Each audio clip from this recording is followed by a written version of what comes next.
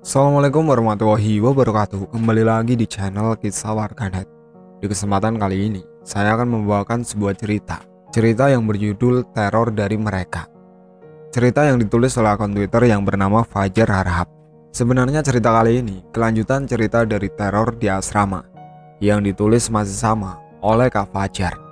Bagi teman-teman yang belum menyimak cerita sebelumnya, silahkan simak terlebih dahulu. Link sudah saya sertakan di kolom deskripsi. Tak usah lama-lama lagi, mari kita masuk ke ceritanya.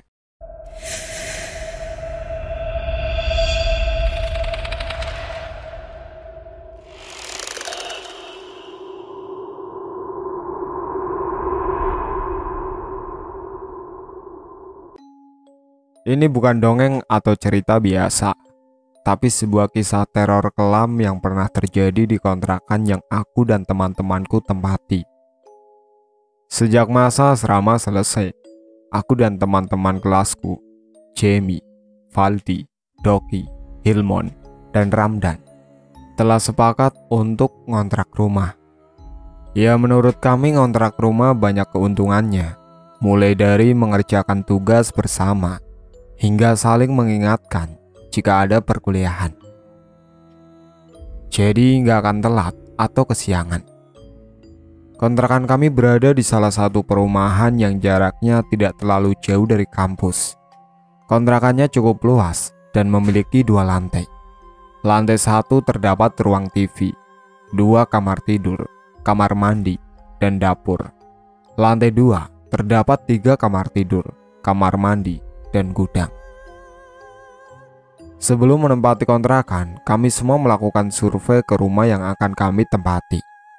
Saat survei, aku dan teman-temanku pun memilih kamar mana yang akan ditempati saat pindah ke rumah ini. Kamar ke-1 Doki dan Jamie, kamar 2 Ramdan, kamar 3 Hilmon, kamar 4 Valdi, dan kamar ke-5 aku sendiri. Kontrakan yang aku tempati ini memiliki fasilitas yang cukup lengkap seperti lemari TV, TV LED 34 in, kulkas, wifi, dapur full set, karpet, dan fasilitas kamar, lemari pakaian, kasur, meja. Terkecuali kamar 1 karena kamarnya cukup luas dan memiliki fasilitas 2 lemari pakaian, 2 kasur, 2 meja. Tetangga kontrakan kami baik dan ramah, tidak pernah ada percekcokan sama sekali di antara kami, dan benar-benar sangat rukun. Oke, sepertinya penjelasan seputar kontrakan sudah cukup. Kembali ke cerita.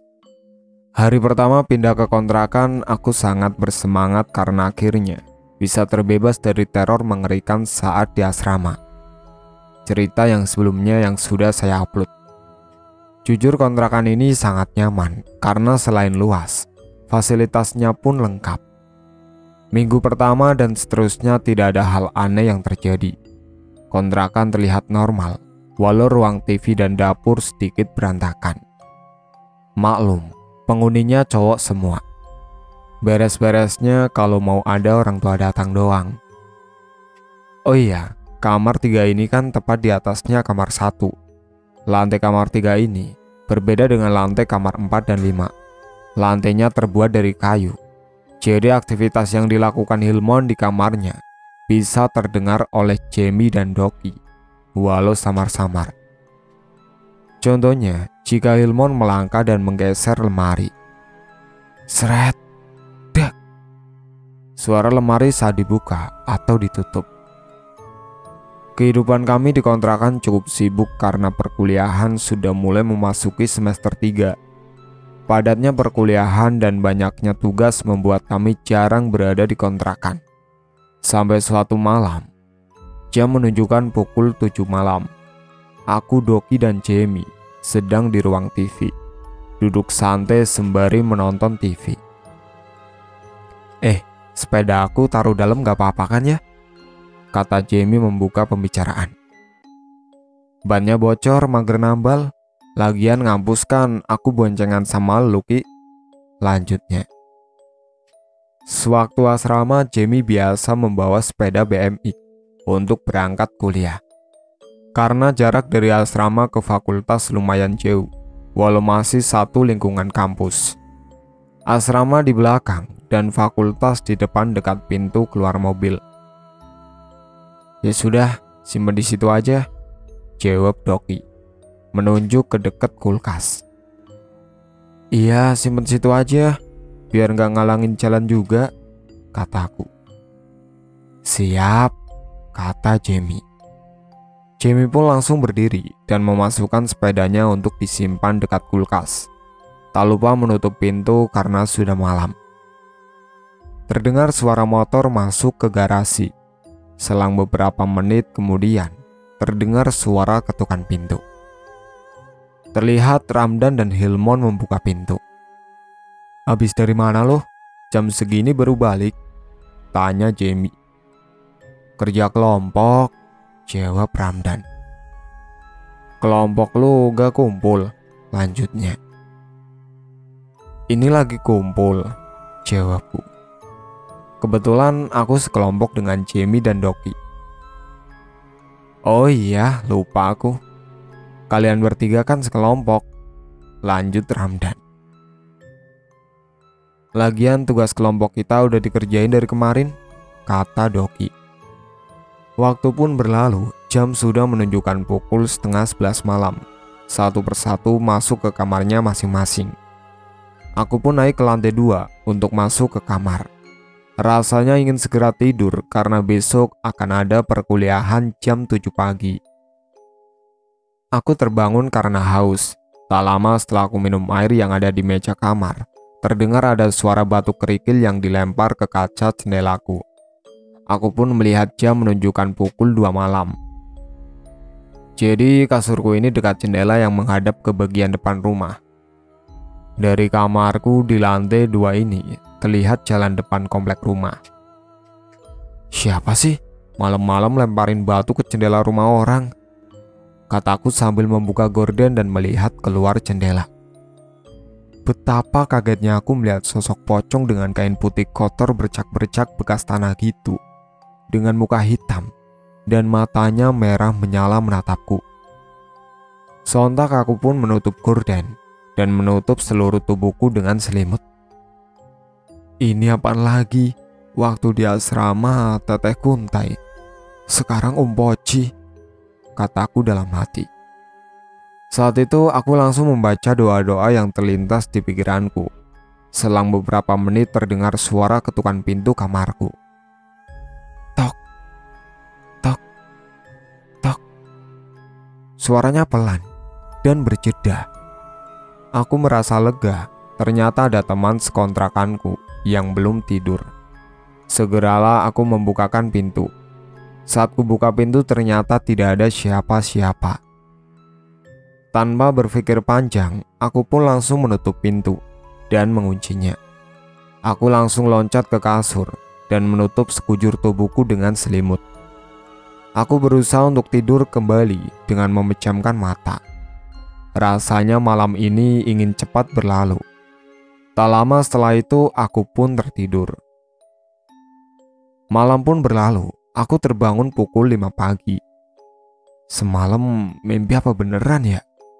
Kataku saat bangun tidur. Aku berusaha untuk tidak peduli dengan kejadian semalam dan bersiap-siap untuk melaksanakan sholat subuh. Beberapa minggu berlalu setelah pertemuanku dengan Pocing itu. Sampai suatu hari, saat sedang di kantin kampus ada aku, Ramdan, Jamie, dan Doki. Aku pun membuka percakapan. Kalian pernah ada yang gangguin gitu nggak kalau lagi di kontrakan? Tanyaku. Digangguin gimana? Sama warga sekitar gitu? Jawab Jamie. Kagak pernah, orang warga baik-baik, lanjut Jamie. Bukan sama warga, tapi sama mereka yang tak terlihat, kataku. Soalnya, kemarin-kemarin aku digangguin. Ada Pocing lemparin batu kerikil ke jendela atas kamar aku, lanjutku. Seriusan? Ah, jangan bercanda deh lo. Mana ada begituan, ngarang nih, kata Jamie. Doki dan Ramdan yang tadinya sedang makan, mereka mulai melirik ke arahku. Seriusan, dan setelah aku lihat sosok itu, ada yang ketuk pintu kamar aku, kataku. Aku kira ada yang belum tidur, kan udah seneng tuh. Pas aku buka, gak ada orang, lanjutku. Gak percaya aku, kata Jamie. Aku juga pernah sih lihat tuh pocing, sambung Doki. Di sini aku cerita berdasarkan sudut pandang Doki. Aku di sini adalah Doki, bukan Fajar. Beberapa malam kemarin aku susah tidur, padahal jam sudah menunjukkan pukul 1 malam.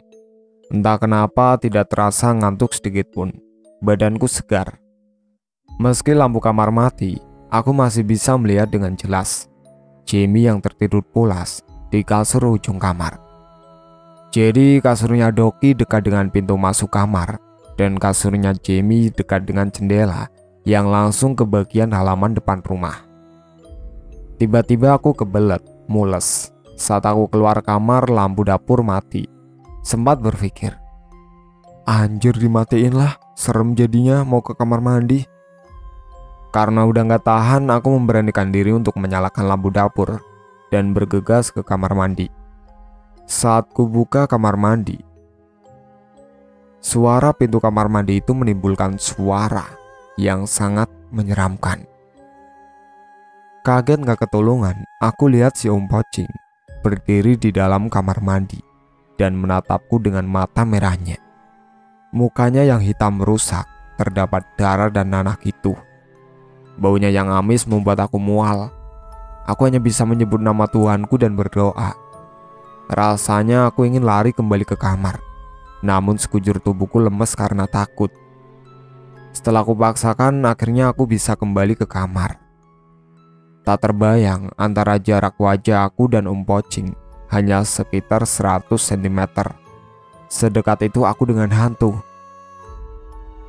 Setelah tiba di kamar, aku langsung mengunci pintu dan menutup sekujur tubuhku dengan selimut.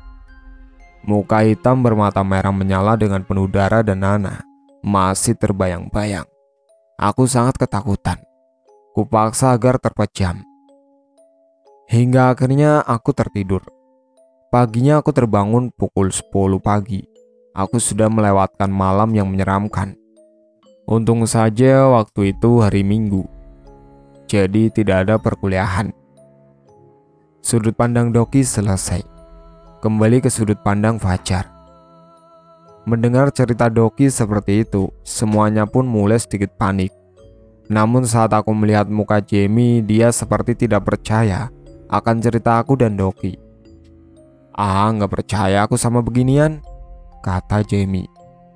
Setelah semuanya selesai bercerita dan makan, aku, Doki, Ramdan, dan Jamie pun kembali melanjutkan perkuliahan karena masih ada satu matkul lagi. Matkul pun selesai.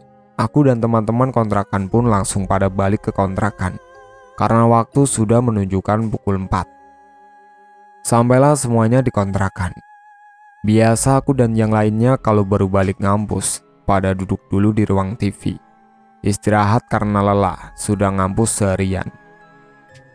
Sembari menunggu giliran untuk mandi, karena kamar mandi hanya ada 2, di bawah 1, dan satunya lagi di atas dekat kamarku. Saat Doki mandi, HP-nya tertinggal di ruang TV. Karena Jamie orangnya sedikit usil, dia mengganti wallpaper HP Doki menjadi gambar pocong bermuka hitam. Haha, gak sabar aku lihat reaksi muka si Doki pas buka HP-nya. Wallpapernya aku ganti pocong, kata Jamie. Wah, parah lu Jam. Yang begituan dijadiin bercandaan, kalau Doki jantungan gimana? Kataku. Gila, Jamie jahil banget dah, kata Valdi. Habis si Doki sama Fajar tadi siang cerita di kantin katanya diganggu pocong hitam di kontrakan ini, kata Jamie. Iya, aku nggak percaya begituan, orang aku aman-aman aja di sini, lanjut Jamie. Awas lo, didatengin baru tahu rasa, kata Hilman. Mampus kamu, didatengin ntar malam, lanjut Ramdan. Bodoh amat, aku nggak percaya begituan, jawab Jamie. Dan benar saja, saat Doki membuka kunci layarnya, dia kaget sampai HP-nya mau dilempar. Emang nggak pakai PIN HP-nya Doki? Pakai. Kok Jamie bisa buka? Jadi Jamie tahu PIN-nya karena sering pinjam HP si Doki. Waktu pun berlalu, kulihat jam menunjukkan pukul 10 malam. Semuanya sudah kembali ke kamar masing-masing. Karena telah melewati hari yang melelahkan, ingin segera istirahat. Keesokan harinya, saat sedang di kampus, Jamie menghampiriku dan membuka pembicaraan. Jar, aku mau cerita nih kejadian semalam, kata Jamie dengan muka ketakutan sembari tengok kanan kiri. Dari sini akan bercerita berdasarkan sudut pandang Jamie sebagai orang pertama. Saat itu aku sedang memainkan HP-ku sembari rebahan. Si Doki sudah tidur nyenyak. Ya udah, karena aku juga mau tidur, jadi ku matikan lampu kamar. Tak lama setelah mematikan lampu, aku pun tertidur. Tiba-tiba aku terbangun, kulihat jam di HP, pukul 1:30 pagi. Tak lama terdengar ada suara barang yang jatuh seperti guling atau karung jatuh. Di situ aku masih bodoh amat sama suara itu dan berniat melanjutkan tidur karena masih tengah malam. Kemudian terdengar kerikil dilempar ke jendela. Karena posisi kasurku dekat dengan jendela, jadi suaranya cukup mengganggu. Aku pun melihat keluar karena penasaran siapa sih yang usil malam-malam lempar kerikil. Saat itu ku buka sedikit gorden kamarku untuk mengintip keluar. Kampret, ternyata si Doki sama Fajar gak bohong, kataku. Di situ aku melihat sosok Om Pocing yang diceritakan oleh Doki dan Fajar. Karena takut, aku pun tidur di lantai dengan beralaskan bed cover dekat kasurnya Doki karena takut berada dekat jendela. Tak lama kemudian jendela kamarku digedor. Terlihat bayangan di jendela. Sudah dipastikan bentuk bayangan seperti itu, apalagi kalau bukan pocong. Seperti sosok itu berdiri tepat di depan jendela kamarku. Ingin rasanya membangunkan Doki karena kasihan, takutnya dia gak mau lagi sekamar denganku. Jadi kurungkan niatku membangunkan Doki dan menutup sekujur tubuhku dengan selimut. Kenapa Jamie bisa melihat bayangan? Karena kamar gelap dan lampu depan rumah menyala, sehingga apabila ada objek yang berdiri melintas dekat jendela, akan terlihat bayangannya dari dalam. Akhirnya aku tertidur. Aku kira malam itu akan berlalu setelah aku tidur. Ternyata tidak. Aku kembali terbangun kali ini. Aku mengalami ketindihan. Aku tidak dapat menggerakkan seluruh badanku. Hanya mataku yang dapat melihat ke samping dan ke depan. Terlihat sosok pocong itu berdiri di samping lemari pakaian Doki yang sedang memandangku. Dan saat kulihat ke bawah, badanku terbungkus oleh kain putih yang ada bercak tanah kotor gitu. Pokoknya khas Om Pocing. Karena saking takutnya, aku pingsan. Sudut pandang Jamie selesai. Kembali ke sudut pandang Fajar sebagai orang pertama. Aku yang mendengar cerita Jamie pun terdiam dan berkata dalam hati, kampret lah, kemarin Teteh Kunte, sekarang si Om Pocing muncul. Selang beberapa hari setelah kejadian yang diceritakan Jamie, semuanya mudik karena saat itu libur cukup panjang, sekitar 4 hari, tidak ada perkuliahan. Tanggal merah dan dosen berhalangan hadir. Hanya Ramdan dan Valdi yang tidak mudik karena alasan tertentu. Aku sedang di rumah, terlihat notifikasi chat grup kontrakan ramai di HP-ku. Ternyata Ramdan dan Valdi telah melihat kejadian aneh. Jadi mereka berdua selesai beli makan malam. Ramdan dan Valdi makan bareng di ruang TV, sembari ngobrol. Tiba-tiba speaker TV berbunyi keras, padahal kabel speaker tidak nyambung ke stop kontak listrik. Selang beberapa minggu setelah kejadian itu, grup chat kontrakan kembali diramaikan karena Jamie dan Doki mendengar suara langkah kaki dan lemari dibuka tutup dari atas kamarnya. Atasnya kamar Doki dan Jamie itu kamarnya Hilmon, seperti penjelasan di awal. Kamar Hilmon beralaskan kayu, sehingga kegiatan di atas dapat terdengar ke kamar Jamie dan Doki. "Mon, lu di kamar? Sini turun, pusreng," chat Jamie di grup kontrakan. "Kan aku lagi di rumah, Jam, dari kemarin. Lagian kamar dikunci," balas chat dari Hilmon. Jamie pun terdiam dan tak berani untuk mengecek kamar Hilmon di atas. Tapi sudah sangat jelas di situ suara aktivitas Hilmon yang biasa Doki dan Jamie dengar jika Hilmon sedang di kamarnya. "Lalu siapa yang ada di kamar Hilmon?" kata Jamie sembari menatap Doki. Doki hanya menggelengkan kepala dan memasang wajah ketakutan. "Seriusan, Mon? Aku dengar suara langkah sama lemari di kamar lo," chat Jamie di grup. Yang bener, aku lagi di rumah ini, gak lagi di kontrakan lo," chat Hilmon.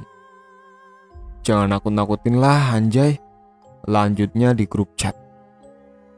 "Seriusan, Cok?" balas Jamie. Setelah kejadian itu, banyak hal aneh yang terjadi seperti ini. Yang pertama, suara yang berlari di tangga. Tangga terbuat dari kayu. Suara keran air yang menyala pas dicek mati. TV yang tiba-tiba menyala sendiri. Kadang melihat Teteh Kuntai sedang duduk di sepeda dekat kulkas. Ingin rasanya pindah kontrakan, namun salahnya kami semua sudah membayar kontrakan untuk 2 tahun. Dan itu bukan uang yang sedikit. Sayang juga udah dibayar kalau nggak ditempatin. Nggak ada duit juga buat ngontrak atau ngekos di tempat lainnya. Kita harus yakin kalau kita itu nggak pernah sendirian. Ada kehidupan lain yang berdampingan dengan kita. Dan mereka juga ingin dihargai. Jadi dimanapun kita berada, jangan lupa untuk permisi. Coba tengok kanan kiri kalian, siapa tahu mereka ikut menyimak cerita ini. Itulah cerita yang berjudul Teror dari Mereka, yang ditulis oleh akun Twitter yang bernama Fajar Harahap. Sekian dari saya. Wassalamualaikum warahmatullahi wabarakatuh.